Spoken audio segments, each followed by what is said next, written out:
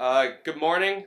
Thank you for joining us today for the Federal Job Guarantee, Fighting Poverty, Empowering Labor, and Advancing Public Purpose. Please note that this event is being recorded. My name is Danny Safransky, and I'm a 3L and president of the Harvard Law School chapter of the Modern Money Network, which promotes public education and knowledge of our monetary and financial systems. If you're interested in what we're talking about today, I'd encourage you to visit modernmoneynetwork.org and check out the resources we have. And feel free to email me at dsafransky@jd18.law.harvard.edu. Both of those are on the board. I'd first like to thank all of our co-sponsors. There's a bunch, so hopefully I won't miss any of them. The Women's Law Association, the American Constitution Society, the Harvard Law Forum, the Tax Law and Financial Regulation Students Association, the Labor and Employment Action Project, the Reparatory Justice Initiative, the Harvard Law School Democrats, La Alianza, the Harvard Black Law Students Association, and a special thanks to the Kennedy School's Conference on Poverty and Inequality. As you all know, the labor market has recovered substantially since the Great Recession, but millions are still out of work, in precarious employment, or working part-time involuntarily. And in fact, this is the norm. A jobs deficit is a permanent feature of the economy, not something that occurs just as a result of financial crises. This problem has been long recognized, as has the importance of work and jobs to creating a just society with opportunities open and available to all. A guarantee of employment, a real right to work, has been a core feature of FDR's Second Bill of Rights, the Civil Rights Movement, and international human rights law. Under U.S. law, it is a national goal to achieve full fulfillment of the right to full opportunities for useful paid employment at fair rates of compensation of all individuals able, willing, and seeking to work.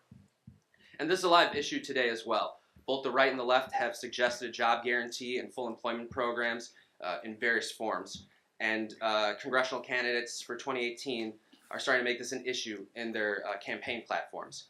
Today we are very fortunate to have one of the leading experts on how we can make this happen, how we can make a job guarantee a reality. Pavlina Tcherneva is an associate professor of economics and director of the economics program at Bard College. She is known globally for her work on the job guarantee and modern monetary theory. She frequently speaks at central banks around the world and has collaborated with policymakers on developing and evaluating various job creation programs. She's a two-time recipient of a grant from the Institute for New Economic Thinking for her research on the impact of alternative fiscal policies on unemployment, income distribution, and public goods provisioning. She was a consultant for Bernie Sanders' 2016 campaign, and in 2014, she created a chart showing inequalities and income growth in post-recession recoveries that Vox called the most important chart on the American economy you'll see all year. Please join me in welcoming Professor Pavlina Tcherneva. Thank you. Thank you very much for the kind introduction, for the invitation to be here, and special thanks to Harvard Law and the Modern Money Network for organizing this talk.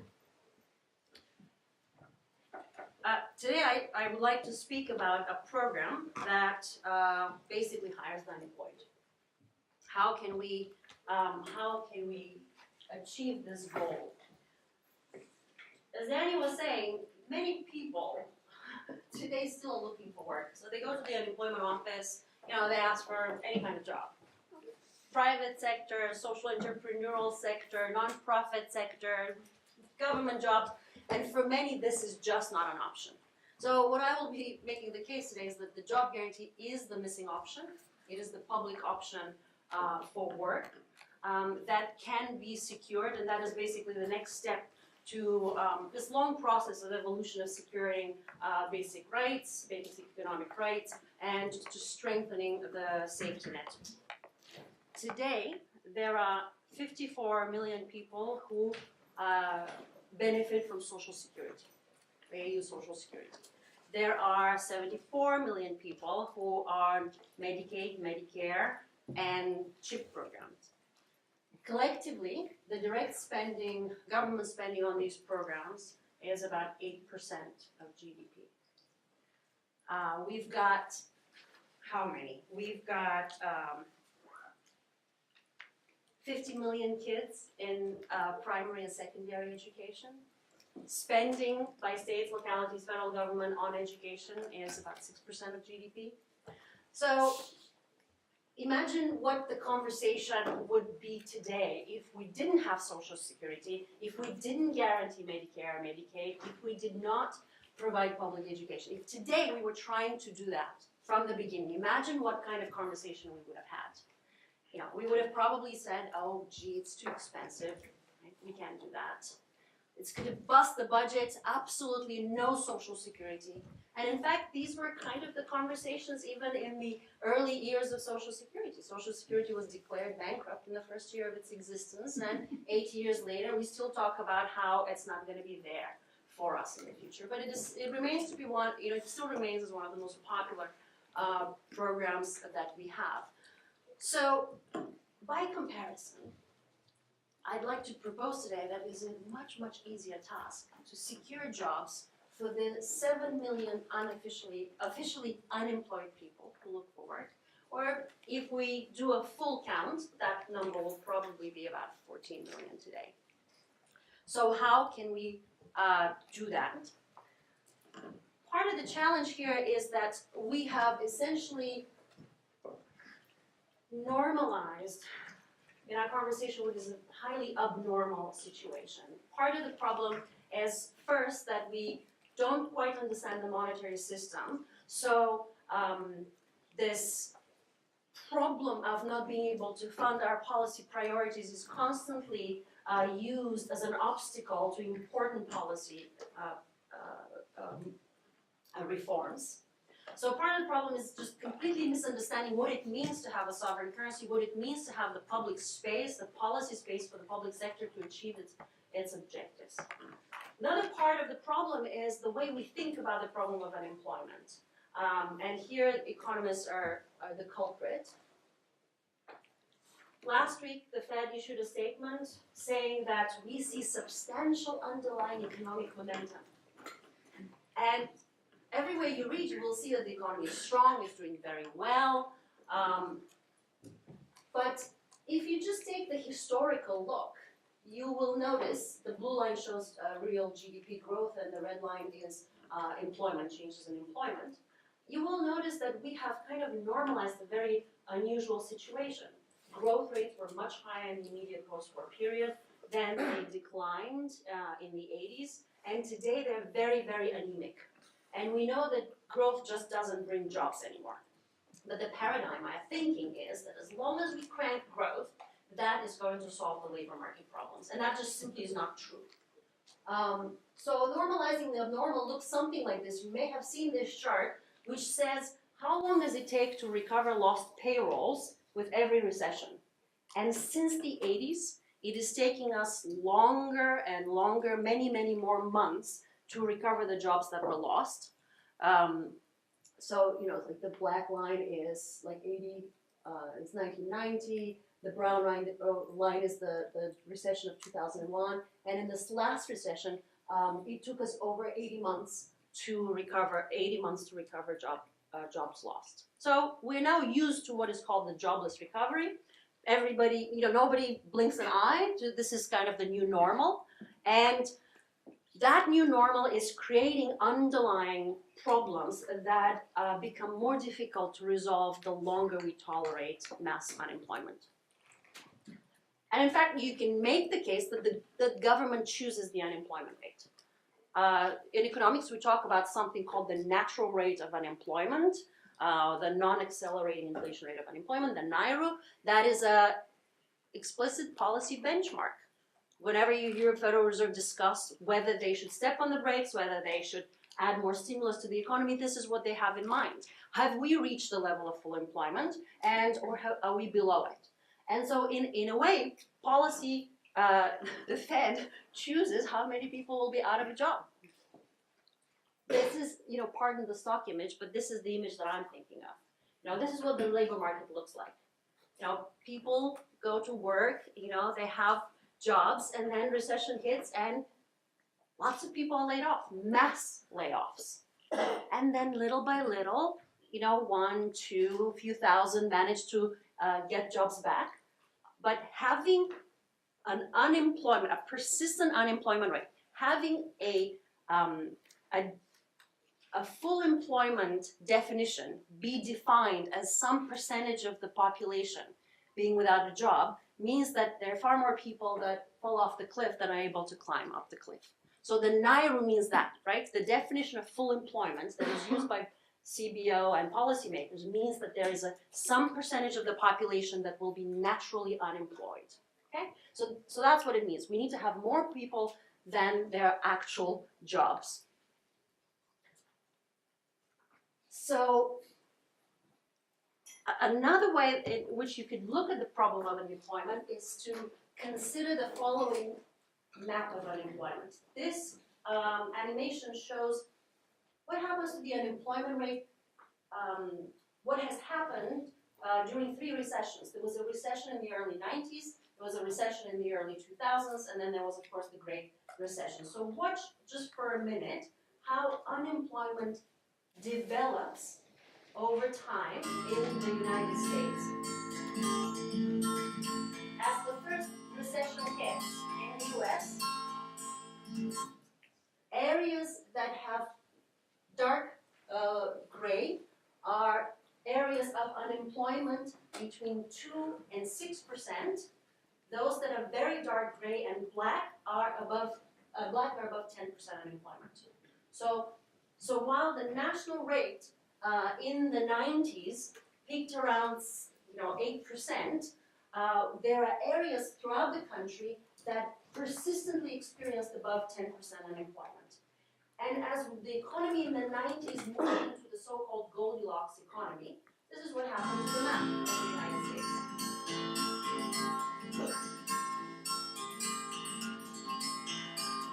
This is the Goldilocks economy.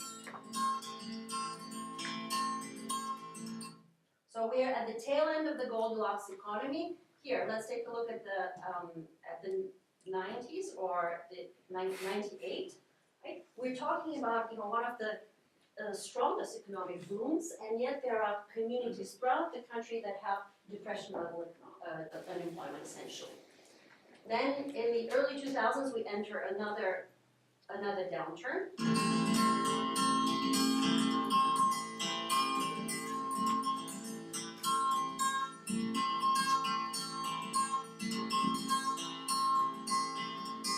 And here's the housing boom that culminates in the Great Recession. And then we recover. We are now officially in a recovery. GDP is growing. It's a booming economy now. The underlying momentum is strong. So while unemployment rates after the Great Recession, national unemployment rates never reached above 10%. It was only 1 month, in November 2009. It was for years that these communities experienced persistent unemployment. And so today, when you ask people, how are you doing, consumer confidence might be strong, but people are holding jobs that are part-time jobs, that are poorly paid jobs. And so there's a large amount of essentially hidden unemployment. Now, if you gave it away, but so when you're looking at this map, how it evolves over time, there is another phenomenon that mimics this kind of behavior. What does it look like? Right? You've got these hot spots of unemployment, then suddenly unemployment spreads to a periphery. Then as the economy recovers, heals, right? The hot spots, the unemployment areas sort of clear out, but these core centers that have persistent unemployment remain. To me, it looks like a virus. To me, it looks like a contagion effect, like an epidemic. And I think that, as economists, we can actually treat this as a public health issue. And there are many reasons why we should really be looking at unemployment that way. It's not just that it is chronic. The Levy Economics Institute, we are conducting research to estimate how many people might enroll in a job guarantee program if it were implemented today. And we find that probably between 12 and 17 million people will. But the official unemployment statistic is 7 million. I think it's fair to say that throughout good times and bad, we have millions of people that are out of work or seeking stable, well-paid work, just above poverty rate. It's vicious. The unemployment problem is vicious. Essentially, it's, unemployment is like the scarlet letter. It's the mark of unemployment. Employers do not like to hire the unemployed. And this is the paradox of our economy, where employers legitimately will say, look, we don't have enough skilled people. We can't fill the jobs. At the same time, there are many, millions of people who actually looking for work. We also know that there's a fair amount of poaching among firms. They like to hire people who have jobs or have been out of a job only for a shorter period of time. The longer you're out of a job, the lower your prospects of getting back in the labor market. And there's that little there's a study that was conducted that if an employer sees 9 months of unemployed experience or no work experience in somebody's resume, to them that's an equivalent of 4 years of lost work experience. It's also deadly. This is not a hyperbole. There's a lot of research from the public health literature on this particular issue. Economists simply are not informed. Macroeconomists and policies are not informed by this literature. I have a paper again at the Levy website that documents the social costs of unemployment if you're interested. But essentially, we know that it increases mortality, and it increases mortality. There's a permanent increase in mortality from spells of unemployment. We know that 1 in 5 suicides are related, and it's a long-term effect, and it's very costly, not just for the unemployed themselves. There's scarring effects, permanent loss of wages, family earnings, permanent negative impact on social participation and social capital. I mean, these are the networks precisely that get you back into the job market. And once you're out of the job market, to use a famous phrase, you're not just bowling alone, you're not even bowling at all. Like, there's no one you can see, you feel isolated, you lose your connections, your networks, and so these are the invisible costs that are very important in how people fare in the labor market. And there are increased costs of physical and mental health, costs that are borne not just by the unemployed, but their spouses, their children, and on and on and on. The economy, of course, also bears some of these costs. We estimate that we give up 1 to 10 billion of GDP per day because we tolerate unemployment. So in a sense, unemployment is already paid for. And I'm suggesting today that there's a better way. We can simply redirect our resources to guarantee the right to a job. So very briefly, if we use this analogy as an analytical tool that can inform what policy we might put in place to tackle it, we know that with epidemics, we're looking at increased virulence. Unemployment creates sort of unemployability, if you will. And there is this spread geographical pattern to epidemics, much as we see with the unemployment rate. We also know that there are vulnerable and distressed communities that are particularly hit by large unemployment, and that, at least in epidemiology, they talk about an increased susceptibility to the infectious agent, which means that your body gets weaker when you experience of this virus. And it's the same thing with the unemployed. Your chances of getting a job, of getting a better paid job, are reduced by unemployment, all the costs that come with it, and the longer the duration of unemployment. So if we use this logic, we can then say that we can tackle this epidemic, if you will, by identifying the source of the outbreak. Where are there mass layoffs? The Bureau of Labor Statistics used to collect regularly data on mass layoffs, and we knew exactly the reasons why firms laid off people. They discontinued it in 2013, and I have to petition them to renew that source. But we know, we see the map of unemployment. We know which are the areas that are constantly distressed. And we also know how unemployment is not experienced the same way by all groups. It is concentrated among people of color, women, and the elderly. And so the intervention then would be a preparedness response. Like we just simply need to have a way to provide jobs to the unemployed, not wait for the crisis to hit, to see millions of people lose their job in January 2009, in February 2009, not wait until it's too late, but to put in place a safety net, put in place a program that can capture people as they become unemployed, to provide the necessary stabilization. Okay, so let's talk a little bit about the job guarantee and how it might be a program that is not just a cure for unemployment, it's a program of prevention, stabilization, and social economic justice. So what is the job guarantee? It's quite simply a public option for jobs, and the way we're proposing it at the Levy Economics Institute, that this will be a program that guarantees a job at $15 an hour plus some basic benefits. So when you go to that job center, that unemployment office, there will be a public option that will provide part-time and full-time options for work to accommodate people's different needs. It's a permanent program, kind of like Social Security. You can tap into it whenever you want. Well, Social Security has some conditions, but in this case, you tap into it when you most need it, and you exit it when better employment opportunities are available in the private sector. It is federally funded and locally administered. Federally funded because safety nets, guarantees, can only be guaranteed by the state.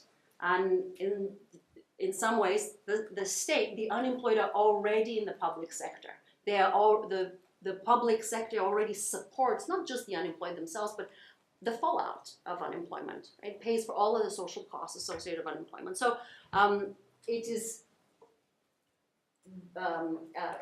pitched at a federal level, but it is a bottom-up program that is organized from localities and municipalities. It's voluntary employment. Nobody is forced to go in there.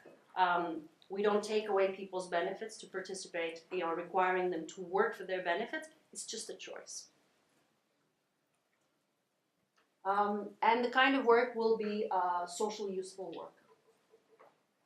It's open to all of legal working age who want to work, irrespective of labor market status, race, sex, or color or creed. Under current law, it really has to be open to citizens, but I believe this would be a very useful program for Path to Citizenship program for dreamers and maybe even their parents. All right. So what it is not, it's not compulsory workfare. It's not a handout or make work. We're not digging holes and filling them back up. We are actually building stuff that our communities need, right? We are filling social gaps. It's not temporary. It's a permanent program. It is that final piece. It's not the final piece, but an important piece of the safety net. And it's not 100% employment. In other words, we're not expecting. It's not reasonable to expect that absolutely everybody should be working. Through the benefits package, it's designed in a way to support families that have lack of access to childcare, and so they're not able to participate in the labor market because of childcare responsibilities. But we also offer a part and full-time option. So if caregivers would like to work a few hours, then they are welcome into the program. And it's not based on the NAIRU. It doesn't target a specific number of unemployment. It's an open-ended promise that if you want to work, we will not say no. And it's not just another infrastructure program. I'm happy to talk more about this in the Q&A, but infrastructure, though much needed today and must be done, is not a particularly useful way of doing a job guarantee that's permanent and it's over the long run and that provides jobs rain or shine, in recessions or in expansions. Okay, so why? Well, it's faster, it's better, it's cheaper. Why is it faster? Well, quite simply, we don't have to wait for 18 months to restore the employment rate to where it was. It's a option for jobs. So when people from Home Depot or Lowe's are laid off en masse, they can transition into an employment option, and that stabilizes in of itself the labor market. Their spending patterns are very different. They can still go to the restaurant, they can still buy things for their kids, they can still go to the movies. It's a very different dynamic than when you move into unemployment insurance, which is rather small and is temporary. So it's a direct approach. It has immediate results, and we make jobless recoveries a thing of the past. I've estimated that if we had dedicated the recovery budget to a direct job creation program, we would have created 20 million living wage jobs, wiping out unemployment altogether at the time. And what we know from experience is that large-scale employment programs, contrary to popular belief, can be up and running in relatively short periods of time. But because we're envisioning this program as a permanent program, I would certainly allow, a longer period of planning and before it's set up and launched. It is a better stabilizer. This is a kind of a crucial point for the job guarantee. There are two options only. Our economy goes through ups and downs. That's what a market economy does. The stabilizers, there has to be a stabilizer. The current stabilizer is the pool of unemployed. Unemployment, as you noticed, is very volatile. It shoots up very rapidly in recessions and gradually only declines. That is the stabilizer. We have essentially deficit spending that occurs as a consequence of the evolution of unemployment. And that extra expenditure is the injection that is supposed to crank economic growth back up again to then result in the desired job growth. So jobs are kind of an afterthought, right? We are stabilizing the economy. We do pro-investment, pro-growth policies, whichever ones we think would be appropriate, and then we wait for growth to deliver the jobs.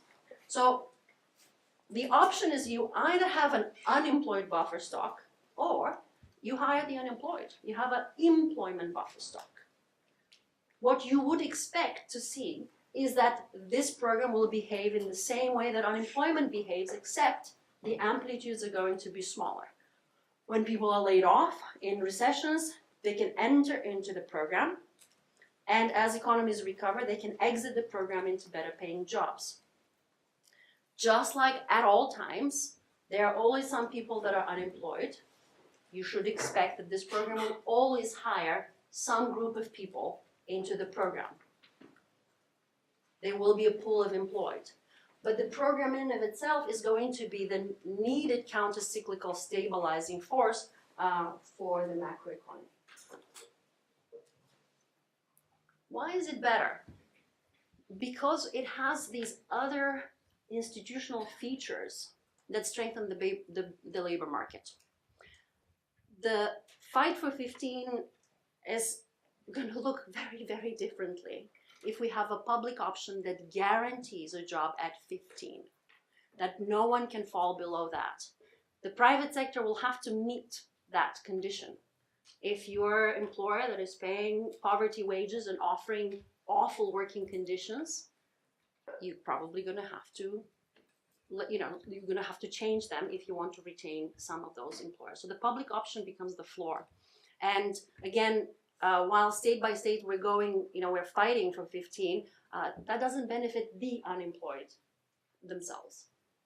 Okay. So it raises the floor, not just because we establish a minimum wage floor, it becomes the effective minimum wage for the entire economy, but if we institutionalize Medicare as part of the benefit package, then that becomes the labor standard.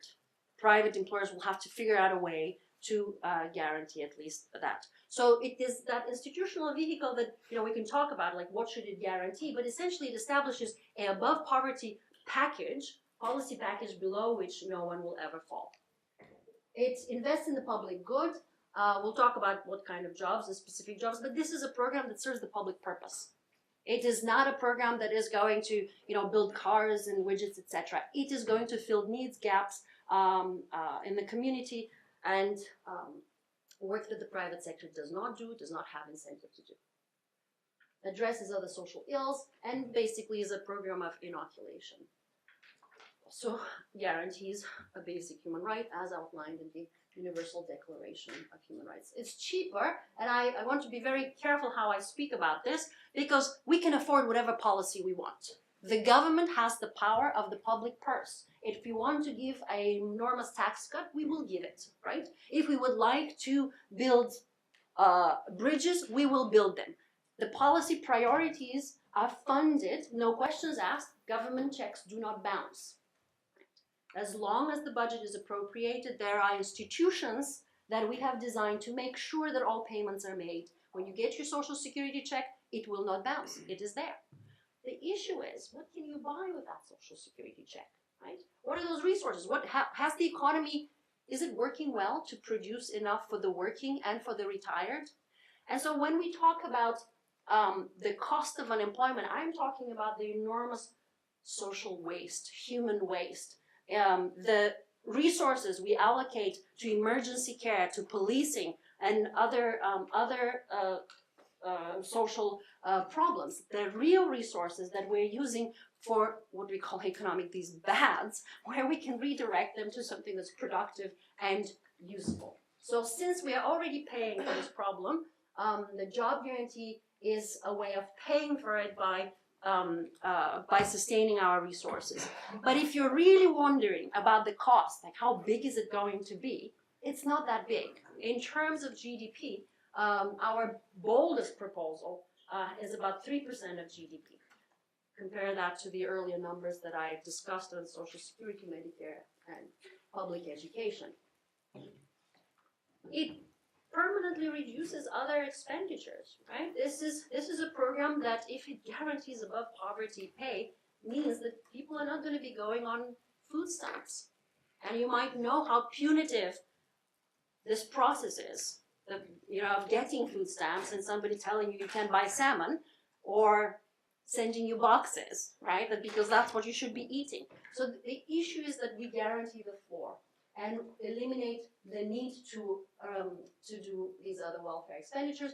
We also estimate, we're using a macroeconomic model, it's called the FAIR macroeconomic model, and we estimate a permanent real GDP increase of $500 to $600 billion.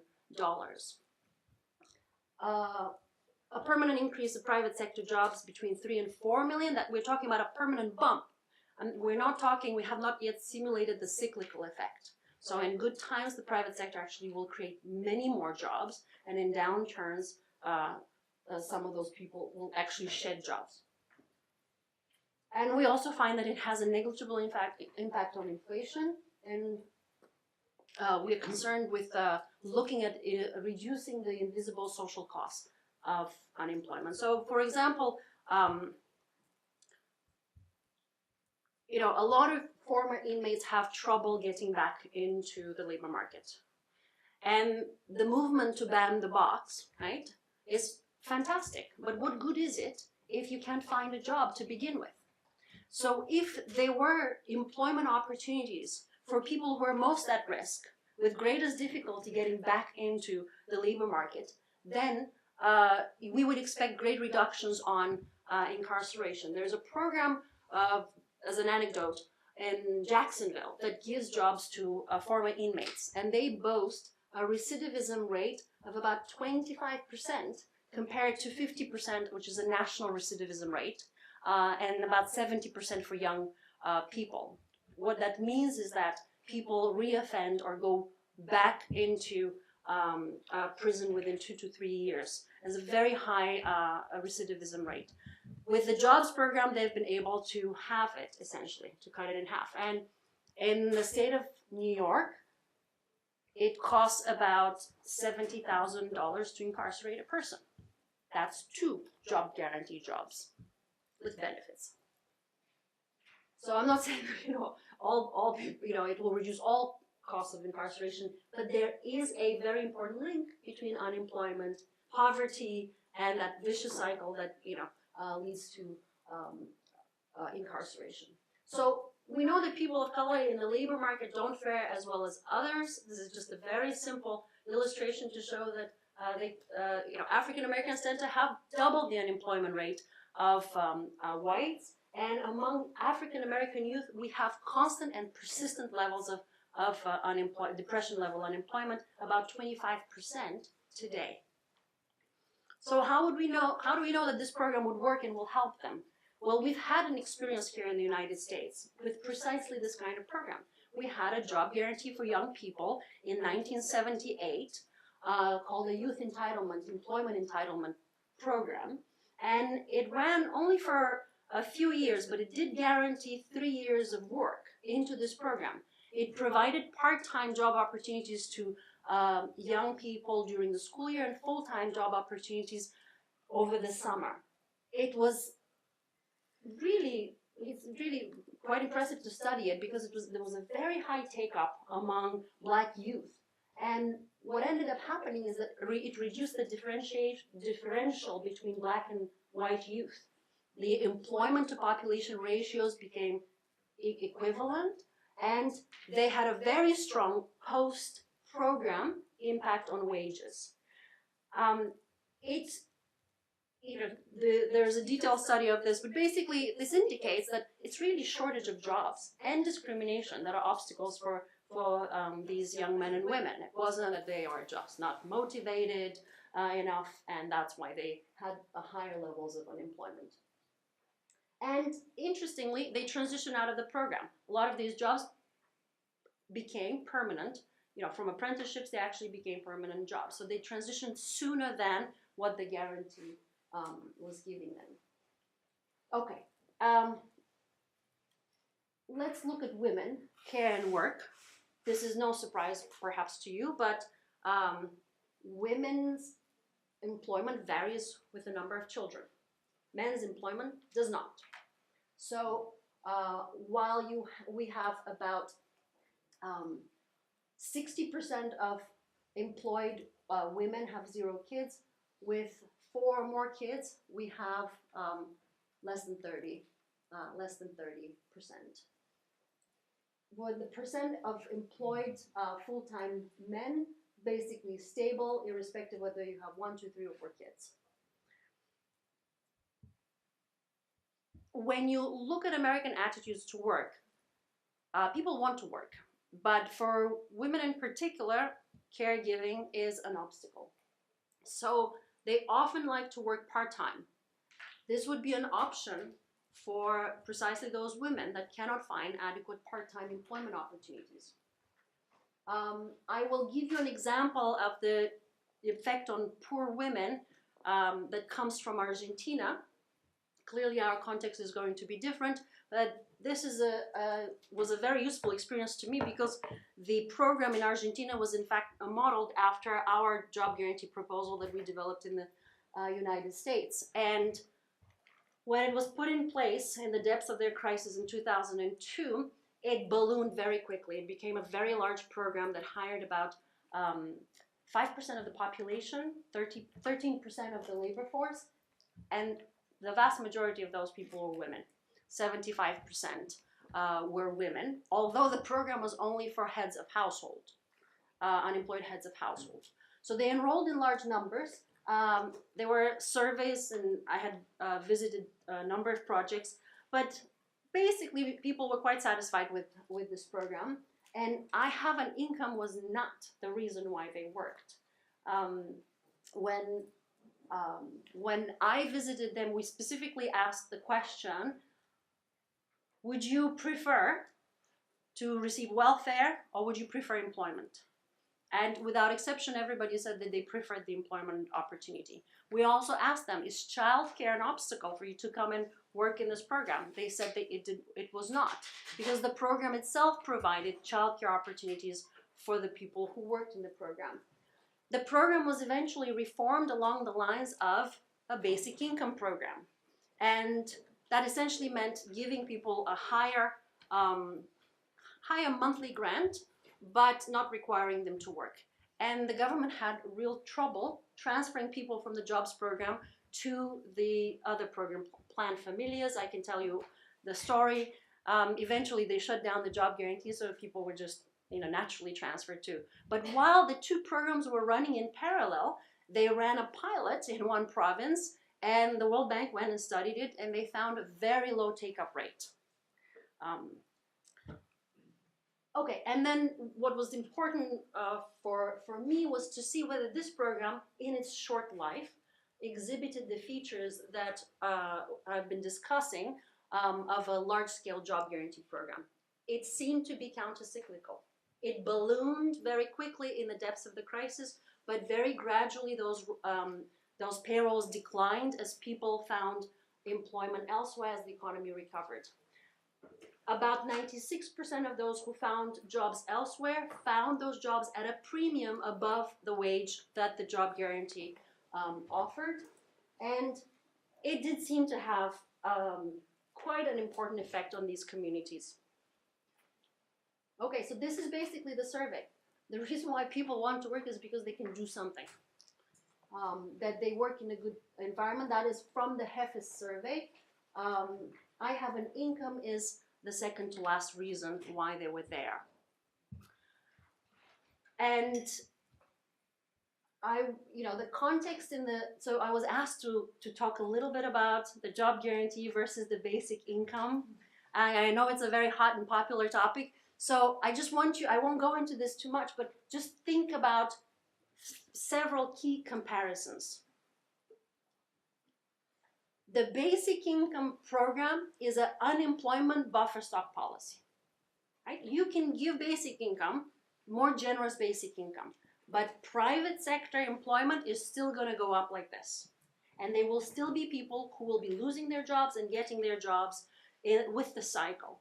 So the basic income is not really a counter-cyclical buffer the way the job guarantee is, because it's provided at all times, right? Rain or shine.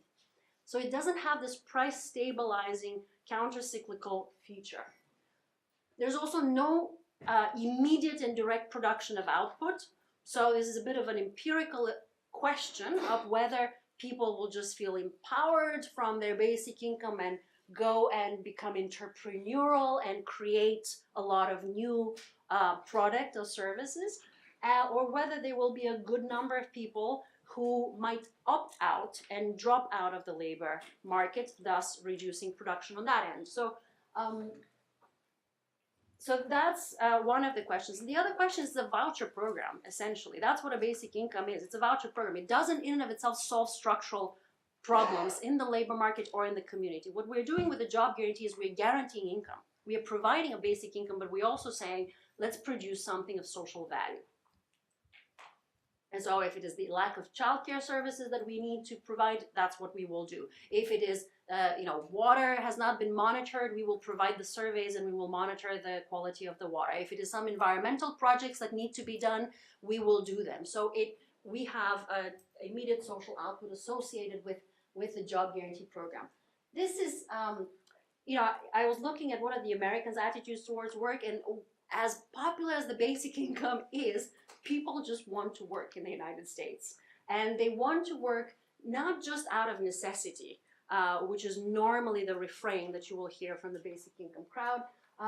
Yes, it is because they have to support themselves and their family, but they want to be independent. They want to feel useful.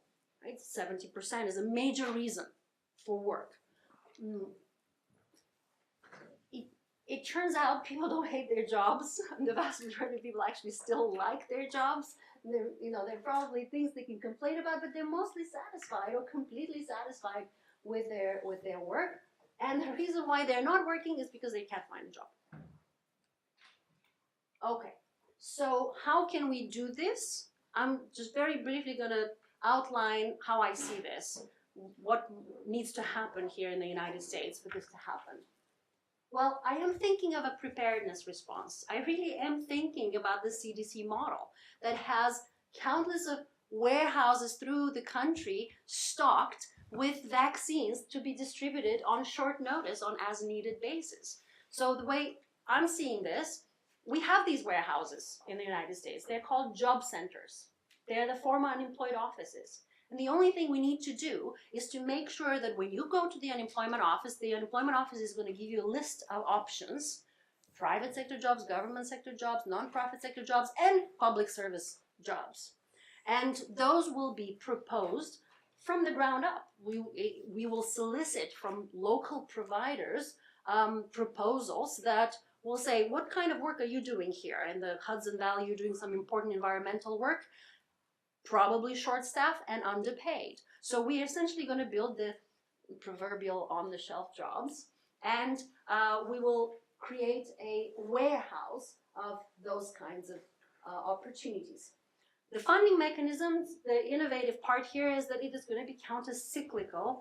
I mean, this is really for the lawyers in the room and for the politicians to sort out how possible it is. But it is with disaster relief, that's what we do. We appropriate a budget for disaster relief, and then we fluctuate it on as needed basis. So this is essentially how you want to think about unemployment.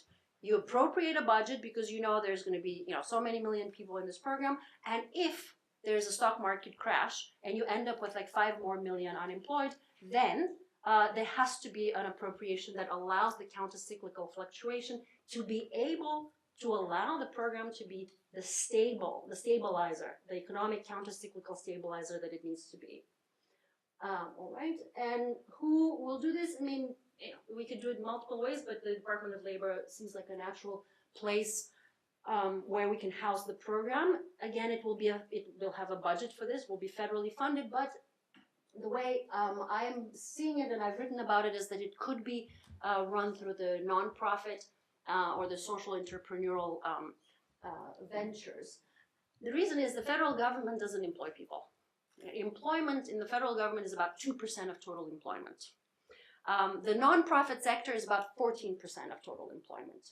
States and localities is another 14% of total employment. It's much easier to absorb workers in these places that already have the institutional capacity to hire, and plus they are on the ground closer to the needs, so they will be better suited in actually creating the jobs. The way I talk about it is, let's launch a National Care Act. What jobs will these be? These will be jobs that care for the environment. They're jobs that will care for the community, care for the people. We will be doing the invisible work, essentially, that needs to be done, whether it is on environmental stewardship, whether it is species monitoring programs, whether it is a tree army, a modern tree army, or fire prevention efforts. I mean, we have countless of things that need to be done. And we do lack of affordable care for the young and the elderly, whether it's Meal on Wheels or whether it is holding someone's hand in a hospice care. These may seem simple, but they're very important and they change people's lives. So, monitoring and rehabilitation public investment programs. So let me conclude again with what Danny was saying earlier, that this is a significant step towards securing the economic Bill of Rights. We essentially guarantee the right to a job. But because of the way it's structured, because we also say that this will be above poverty wage job, we essentially are securing the second condition. A decent home, it just really depends on how the jobs are structured and what does that mean. Do we want some public housing? Would that be part of the component of guaranteeing the decent home right? Medical care, again, there seems to be reasonable momentum for expanding Medicare. If that is part of a component of the benefits package, this is a very immediate way of expanding Medicare and providing coverage for millions more, and making it essentially a standard that has to be met by the private sector, and essentially provides the economic protection that we believe we require. Thank you.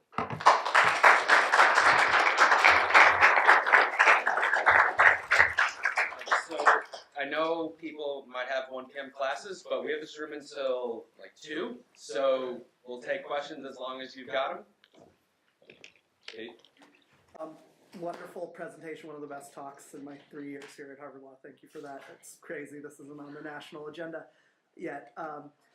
Quick question. If this got onto the national agenda, I assume many people on the right who agree with it might try to corporatize it by saying, instead of having a public option, why don't we take all that money and Walmart can hire people, but the government pays their wages of $15, like the EITC is a bit of a corporate subsidy. And then there's others who say, why have it just be $15?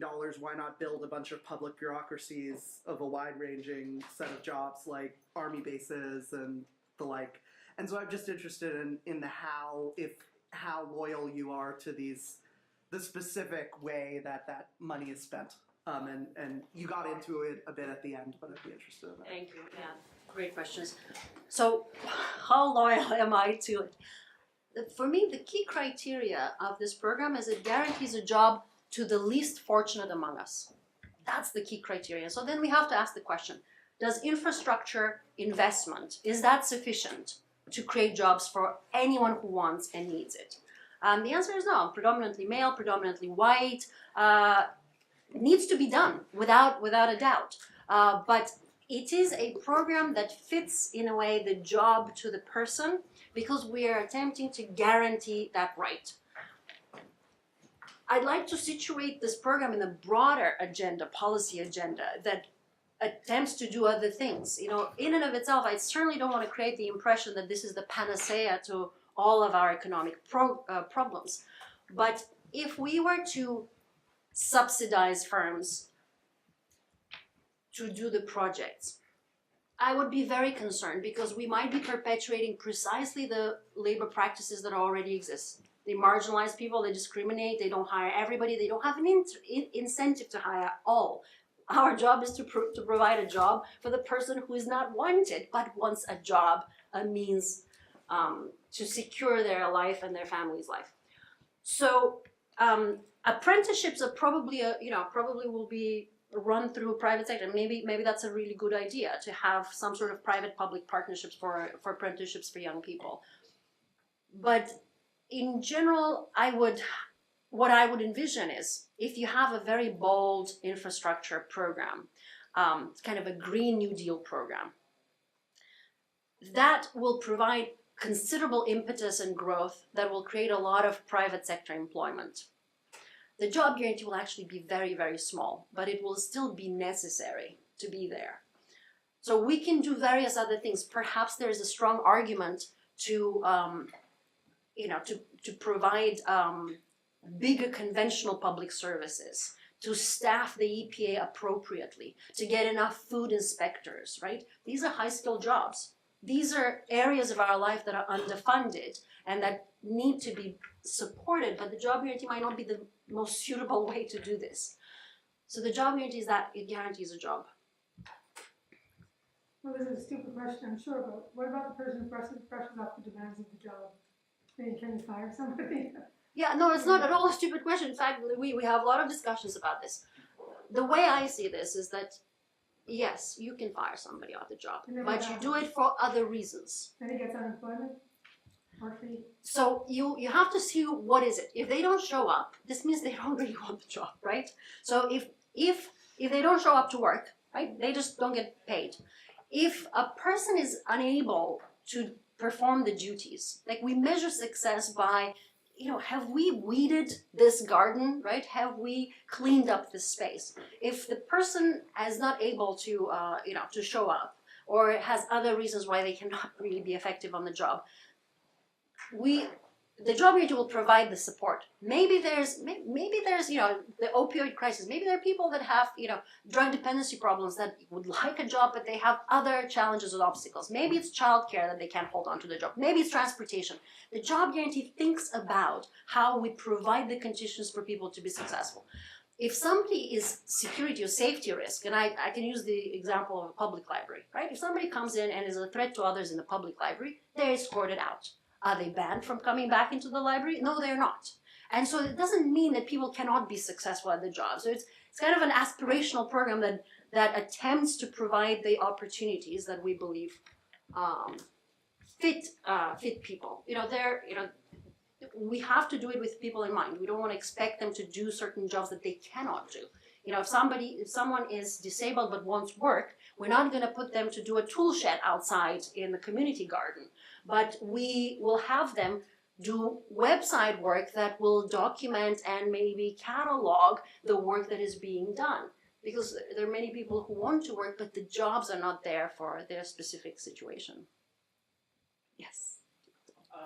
So earlier you were talking about how currently when you're unemployed it's really hard to get a job because of the stigma that's attached to unemployment. But I guess I'm curious if you have any concern or if there are any ideas about how to mitigate the stigma that might be attached to people who get laid off and then spend some time in a federal job, guaranteed job, and want to maybe move, back into the sort of work they used to do or some other thing that's not, gone through the job fair. Yeah.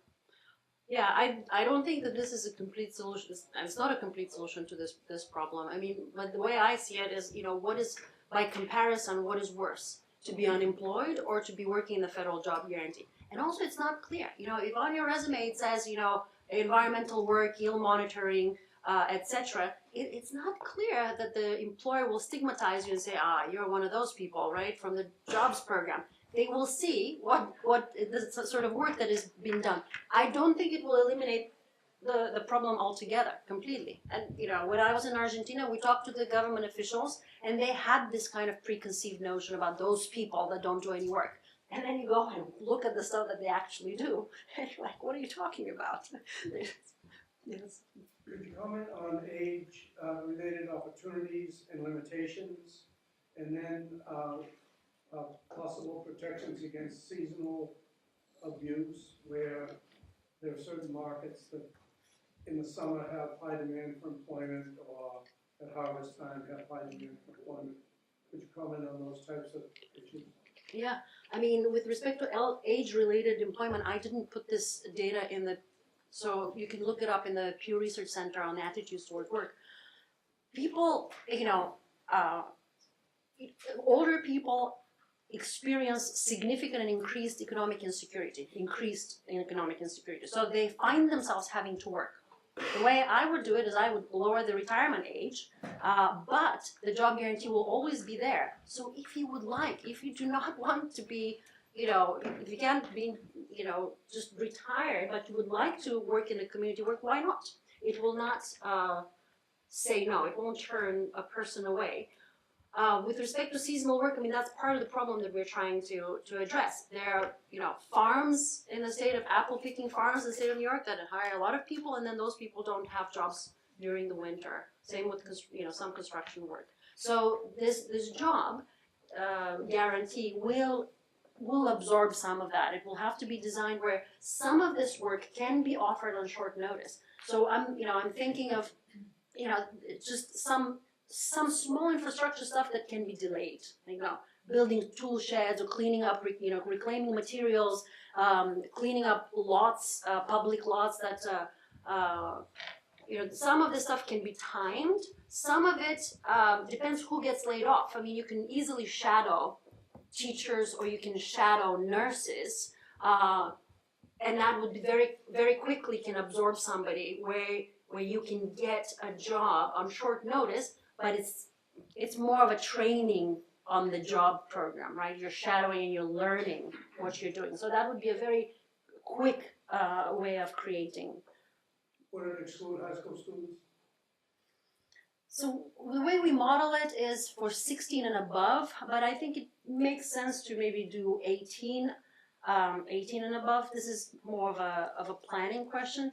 There are a lot of young men and women who support their families.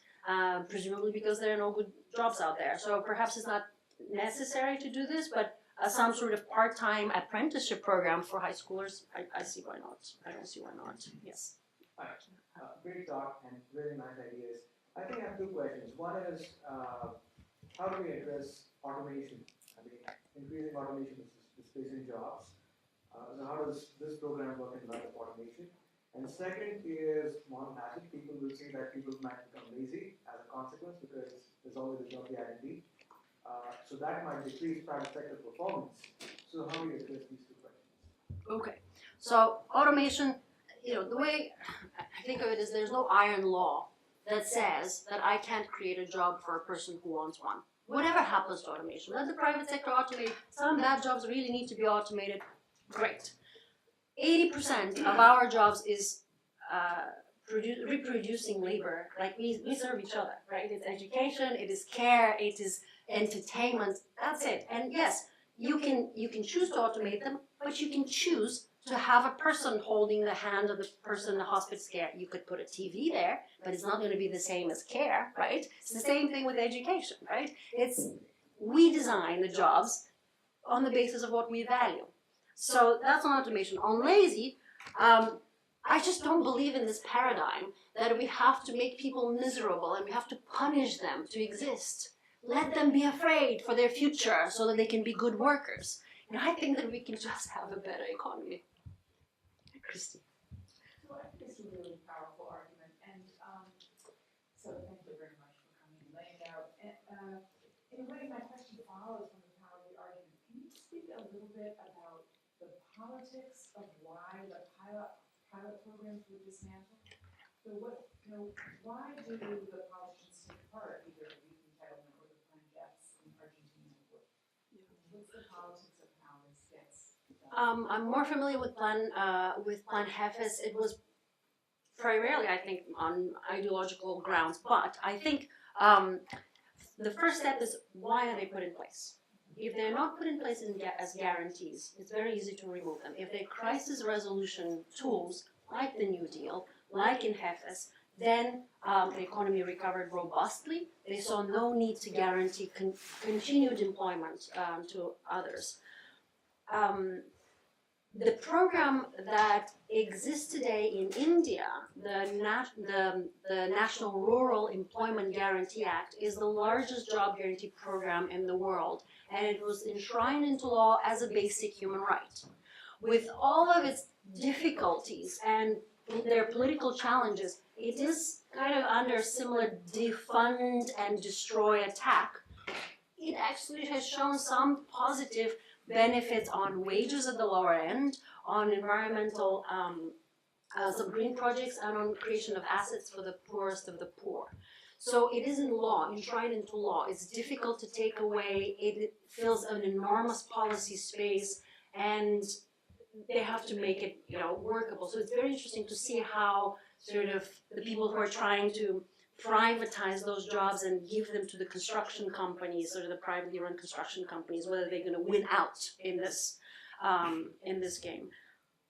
But I think this is why, you know more about this. The human rights angle is so important, and how we push forward in this political context. I don't know, but to me it seems to be the fundamental premise on which we have to do this program. And then what I'm talking about is that this program, apart from being securing a human right, is a very powerful macroeconomic program. It is a structural program, kind of a transformational program, and so it is superior to the way we currently are doing things, even just on the macro merits.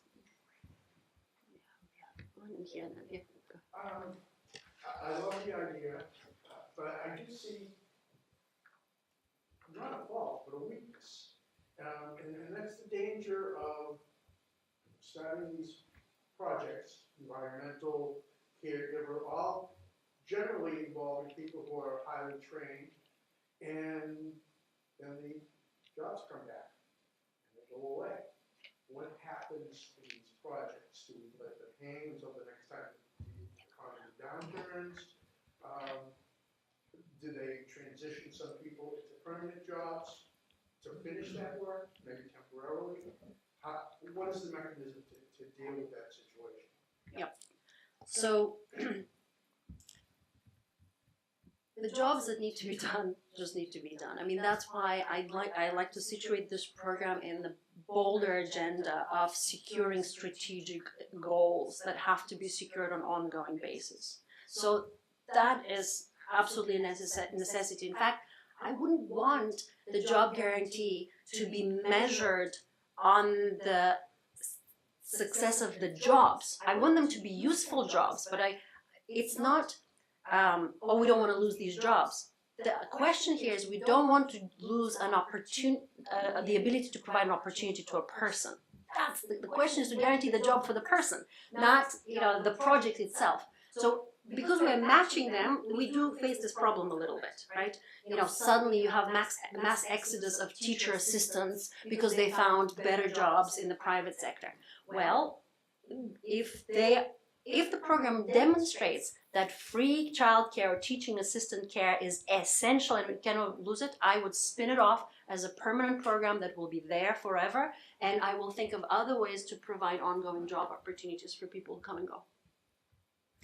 Yes. Yeah, I would like to come back to the numbers which you provide. 10 millions of people in the United States, up to 10 millions are without job as an unemployment, and the influence to up to 10 billions of GDP per day, which is enormous figures, and which means that one unemployment person influence like $1,000 per day to the GDP, and this program is great to cover this.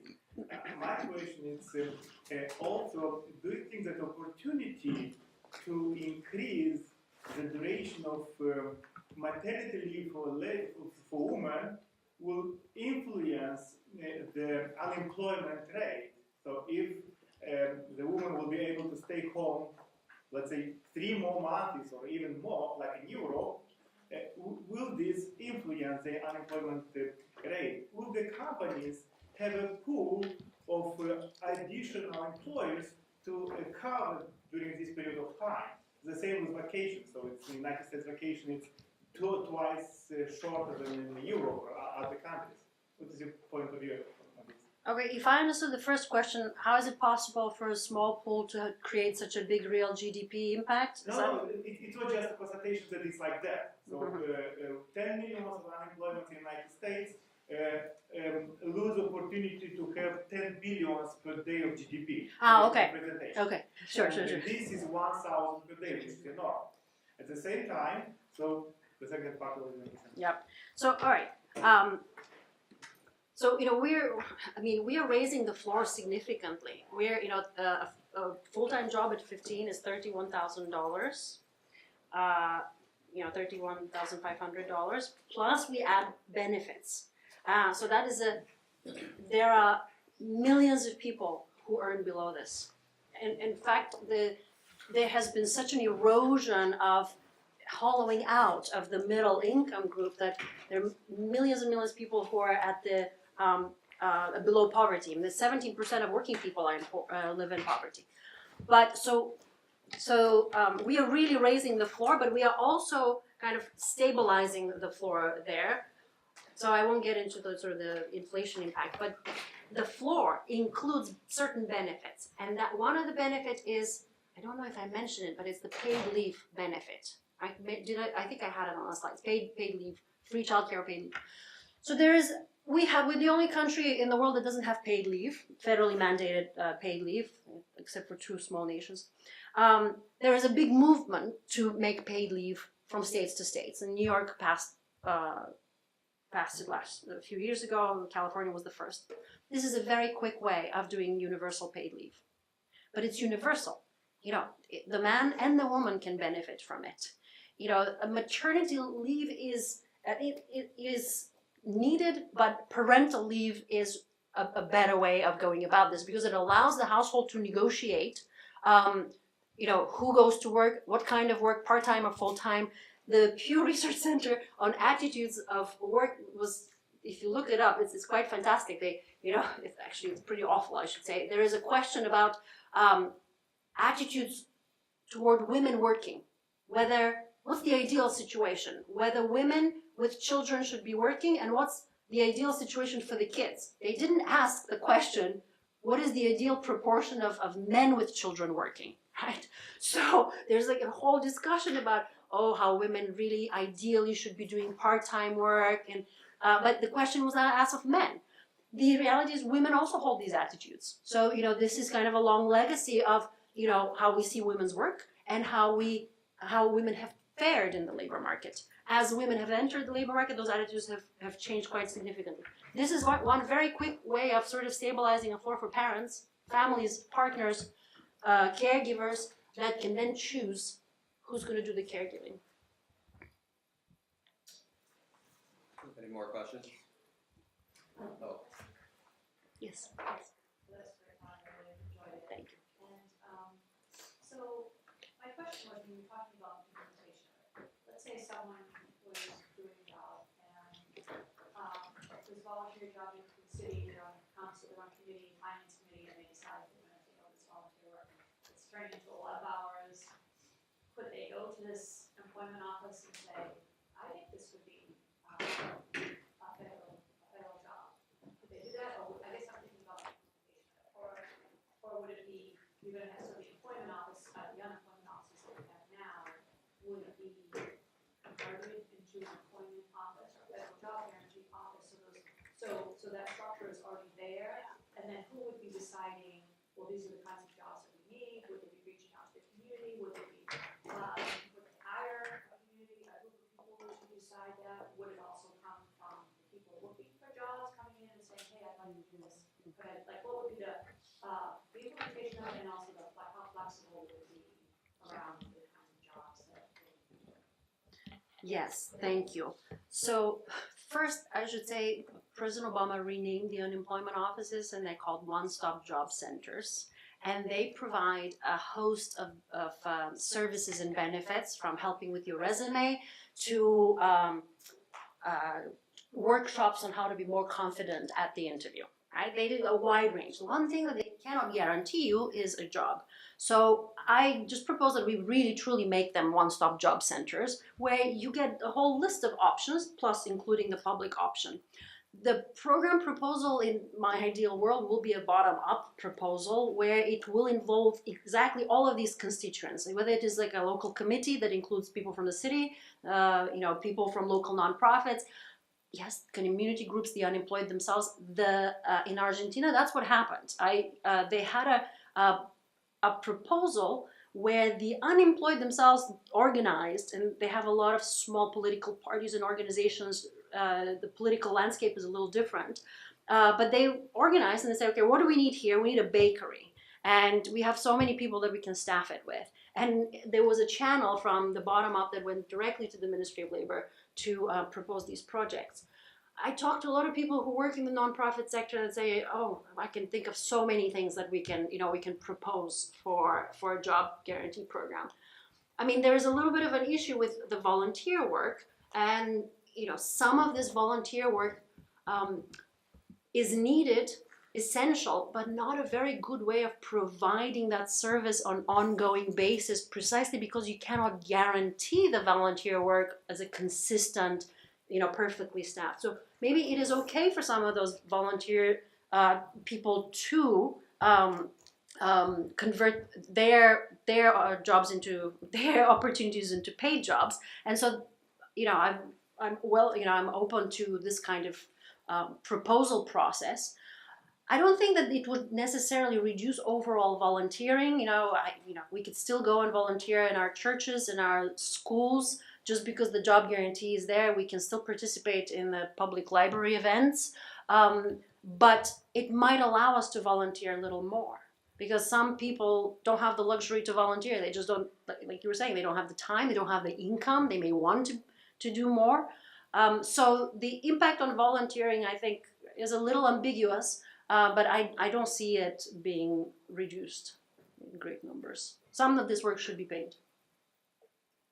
All right, I think it's going to wrap it up. Please join me in thanking.